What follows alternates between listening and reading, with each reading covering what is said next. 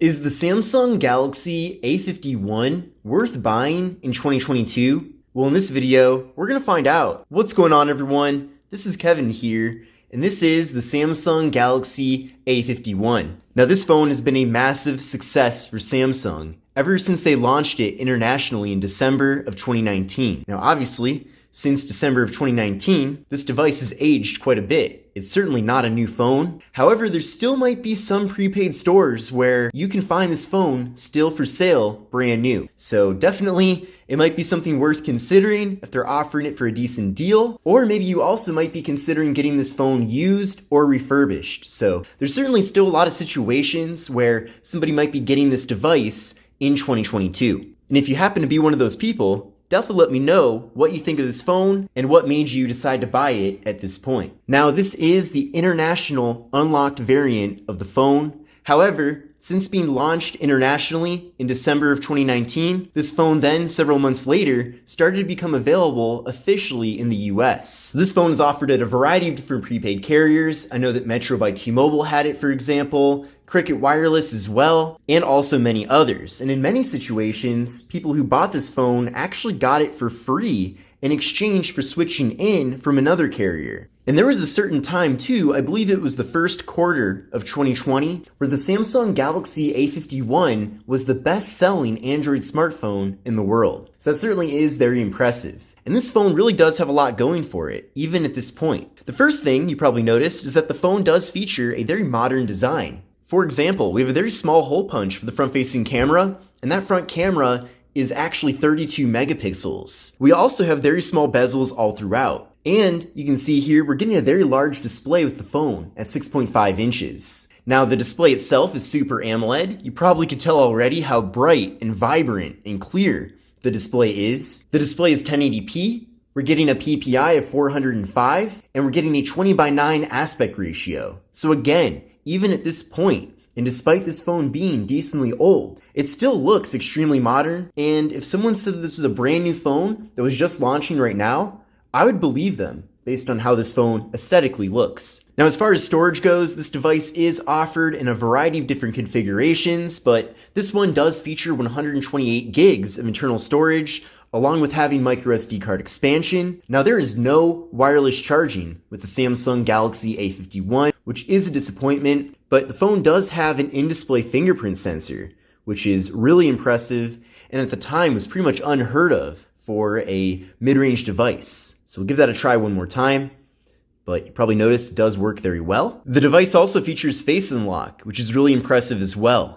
I appreciate that we do have multiple methods here for accessing the phone. Now, one thing that was especially innovative when this phone first launched was how many cameras came included here and the various abilities that we do get with the various cameras. So we're getting a 48 megapixel main camera, a 12 megapixel ultra wide angle camera, a 5 megapixel depth sensing camera for portrait mode, and we're getting a 5 megapixel macro camera for close-up images. So this phone does support portrait mode, both the rear and front cameras, which is really awesome. Here's how things look on the camera app. We can then switch over to the ultra wide angle camera to fit a lot more content into the frame.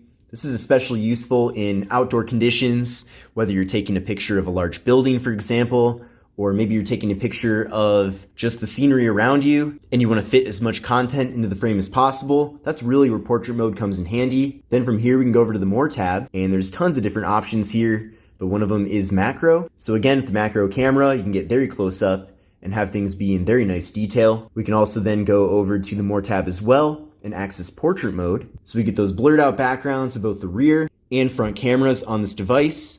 And you can see how crisp and good looking things look through the front facing camera here in the phone. Certainly has held up very nicely over the years, so I do appreciate that. And another really awesome thing too is that as far as video recording goes, this phone supports 4K video recording with both the front and rear cameras. So even now, at this point, there are many mid-range phones that still don't support 4K video recording with the front camera. For example, the Pixel 5a 5G only gives us 1080p front-facing video recording. Now, I don't have a problem with that phone necessarily, but again, I have to point out here that with the Galaxy A51, we are getting 4K video recording with the front-facing camera, which, again, still is something that you don't find very often. Now, it is 4K at 30 FPS, but again, the fact that you can record in 4K with the front camera with a phone like the the A51 really is impressive. Now, as far as RAM and processor go, with the Galaxy A51, we're getting 4GB of RAM and the Samsung Exynos 9611 processor. Now, in general, that configuration has worked out pretty well over the years. However, there are some downsides. The first thing is that after extended usage, the phone can heat up quite a bit. Now, the phone won't shut off necessarily due to overheating. However, as the phone does overheat, the processor will then underclock to make up for it. And by having the processor underclock, you're going to be getting way worse performance here with the phone. So if you do have the display set at 100%, like I do right now, that, for example, will especially cause the phone to heat up. And then again, as the phone heats up, the processor then needs to slow down so that the phone doesn't especially overheat, and become dangerous. And then as the processor slows down, then the performance of the phone suffers as a result. So it's kind of a catch-22 there, but to have the phone run as efficiently as you can, I would definitely set the display to usually be decently dim, not extremely dim. Obviously, you still have to be able to use the phone, but I wouldn't set the display at 100% brightness at all times. And if the phone does seem to be heating up, definitely give it a chance to cool down so that it will perform a bit smoother. Now, for a flagship phone, that would be a big problem. But considering that the A51 is a pretty affordable mid-range phone that, especially now in 2022, you could pick up for very inexpensive, I don't feel like it's a huge issue, but it is something that you should keep in mind. Another thing to keep in mind too is that I've actually had the screen bleed in a little bit. It's hard to tell, but you can see there's a few things at the top of the screen here that are permanently stuck there. They're just shadows of different apps that I was commonly using here on the device, and you can see it has managed to bleed its way into the display. Now, the fact that I've had this phone for a number of years, in fact, I've had this phone since December of 2019, and that's barely noticeable, really doesn't make it a deal breaker in my opinion. The fact that the display really does still look very nice, despite this phone being decently old, really does confirm that the phone holds up very nicely as time goes on. So I certainly wouldn't make that be a deal breaker, but it is something to keep in mind, and that does happen on occasion with AMOLED displays. But again, as far as performance goes here with the phone, it's not going to perform, amazingly well, but it will at least perform decent enough that I feel like the phone is worth getting if you're not spending too much for it. I definitely wouldn't spend any more than $300 for this phone. That's for sure. Now, as far as the battery capacity goes, the device features a 4,000 milliamp hour internal battery with 15 watt fast charging. And in general, I got pretty good battery life with this phone, so you should definitely be optimistic when it comes to that. You will be able to get through a full day without an issue. Now, taking a closer look at the hardware here on the device is made completely out of plastic besides the display being glass. Now, this material on the back of the phone is referred by Samsung as glastic. It's like a glassy plastic, but it really is just plastic that looks like glass. So this is not glass, it is plastic, just to confirm. Same thing with the side rails here, this is all plastic. But again, it has held up decently well, and I'm actually a big fan of this color. It still looks really good at this point. I really wish we had other devices from other manufacturers that featured brighter, more vibrant colors, such as this, just to kind of change things up from the typical boring colors that we especially seem to be getting with lower end budget and mid-range devices. Now, taking a look at the left side of the phone, we do have the slot for the micro SD card and SIM card. Then on the right side of the phone, we have the power button, volume down and volume up. Then up top here, we have the noise canceling microphone. And then on the bottom of the phone, we have the 3.5mm headphone jack, USB-C port for charging and data transfer, microphone, and speaker. And then on the back of the phone, we have the camera module, the flash, and the Samsung logo.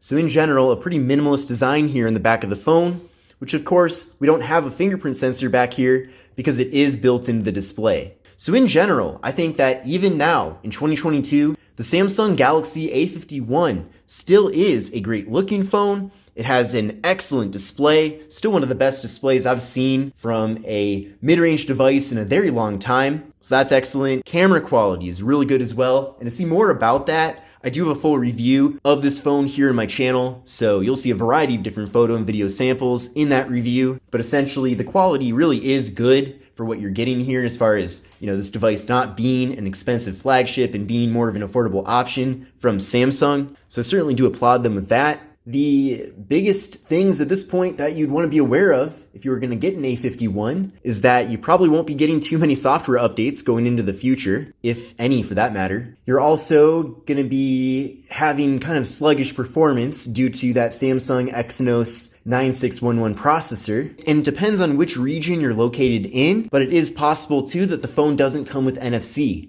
I know that, for example, the international model of this device, which is this one, does not have NFC. So if that feature is important to you, if you do like to make mobile contactless payments, which is more relevant now than ever before, then just know that you can't do that here with some versions of the A51, but I believe there are some US models that do have NFC, but that is something that you will want to double check on because not every model of the A51 has all the same features, which can be kind of confusing and frustrating from time to time. But this is the Samsung Galaxy A51 in 2022. I hope you enjoyed this video, and if you did, give it a thumbs up. But this is Kevin here, and I will see you in the next one.